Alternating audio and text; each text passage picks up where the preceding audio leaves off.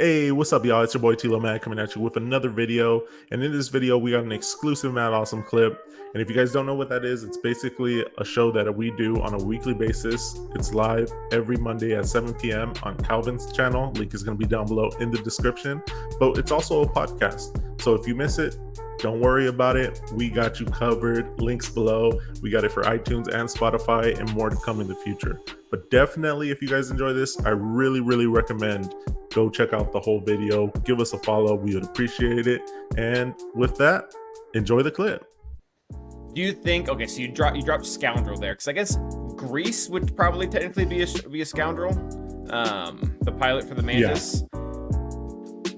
Yep. One thing that I've seen another person mention, I'd be curious how they do it. Do you think they can build a whole Scoundrels fleet? Like, not just like a few here and there to reinforce, but like a whole Scoundrels new fleet? I don't know what would be the capital leader.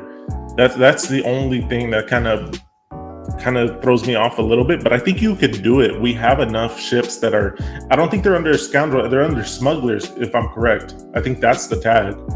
I think we have both, but right now I think the only free agents for Scoundrels, because the bounty hunters are taken, is the Ebon Hawk, which I do believe has the smuggler tag. No, I could be wrong there. No, it's cargo ship. Yeah, so that's a Scoundrel, and then Lando and L3's Falcon, because I think those might be the only two free agents. But so there's only one character that I think would fit the role for a fleet commander for Scoundrels. I want to see your idea. Who do you think? Who is a pretty notorious scoundrel who has a decent armada? I already know. Hondo. Yep. Hondo. And so for the first time in a very long time, it feels like CG is just giving us or throwing at us things that we've asked for. I don't know if it's for lack of content or they're in a lore or what, but for the longest time, we were asking for the two bombers for the Resistance and the First Order, which didn't really, and then we got them, and like there doesn't seem to be any angle for them right now, other than, increasing GAC fleets to 3. That's a pretty good angle. So they finally gave us that, and they gave us something else we also really wanted that we've been asking for, and I can't remember what it was now. I might be thinking of the Wampa Omicron, but it feels like they keep giving us stuff that we've asked for. So maybe Hondo and a ship are out there, but I mean, they would need to fill the Scoundrel fleet big time to make that happen. Like, we're like 2 ships and a new fleet commander is not enough. Who else could be in the Scoundrel fleet? Brill in the chat brings out a good point. You could have Dadbot Lando from episode 9. He's in there. I'm surprised we don't have Lando flying any form of Millennium Falcon in game. I think that's young Lando does, right? Oh yes, you're right. But that's the young Falcon. But if the times that he does something crazy, because in that movie, he's not the one piloting. It's Han Solo that does the Kessel Run. But Lando is the one that legit goes in there and blows up the Death Star in Return of the Jedi. That's true, yeah. And he's there for the Battle of Exegol on episode 9. Like, that would be awesome. And maybe we'll get I haven't watched the movie. No, I was gonna say. Does he pilot the Millennium Falcon, or what does he pilot in episode 9? The Millennium Falcon. Okay. So I remember the Revenge of the Sith one, but I couldn't remember what he did in the other one. There's other characters out there too that maybe could count as well, like Zori Bliss. Is that her name? Yeah. Yep. Zori Bliss is up there too. Would you consider her a scoundrel? Oh, definitely. Look what she does in the episode 9. She's doing some scoundrel things, especially with Poe. maybe that's something we can get them. But I do, as hopeful of my end that CG just kind of is giving us stuff we want. I think it would just put us in the same situation that we're kind of in with Halva right now, which is like 1 capital and 3 or 4 ships, which is not really a fleet. No. You know what would be a really cool idea for a fleet commander too? And I was thinking about this the other day. Mando from Mando season 1. Or was it season 1? Yeah, season 1. Was it season 1 or 2? Now I'm getting confused. It's been a while. Remember the guy from, I don't know his name in lore, but he's from Sons of Anarchy. He has that space station. with the Twilight brother and sister. You got the Deveronian. Oh. Yeah. I know exactly what you're talking about. It was, I think this was That would season be cool. 1. That's what I'm trying to think of, but I'm not had a 100%. terror vibe to it, right? And yeah, Matt Lanter like had a cameo appearance. Yeah, that guy. But man, that would be cool. But in reality, Hondo makes more sense just because, like Bro brings out in the chat too. He's literally in Disney or in Disneyland and Disney World. Like Disney likes that character, likes involving that character in some of their bigger stuff. Tuku brings up Porkins right now, and that was actually something we kind of talked about last week about them. And actually, I'm leaning a little bit into what Emo's saying as well. So you had said something at the very beginning that it could be ships or it could be GL Rex.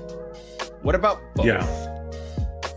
Oh gosh, please don't do that to me. What if they release a bunch of ships to kind of branch off and make a second Rebel fleet? Like they give us Red 5, probably not through a marquee.